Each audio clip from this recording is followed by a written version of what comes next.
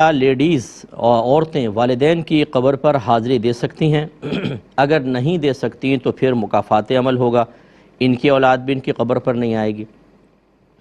میرے بہن، مکافات عمل ہر جگہ برا نہیں ہوتا۔ اگر ایک عورت بے پردہ ہو اور وہ کہے میں اس لیے پردہ نہیں کرتی کہ پھر میری بچیاں بھی پردہ کریں گی، مکافات عمل ہوگا اور فلاں فلاں، تو غلط کام میں مکافات عمل نہیں ہونا چاہیے کہ ویسے ہی کسی اور کے ساتھ ہو تو اچھا ہے، اگر آپ نہیں کرنی بچیاں تو کریں۔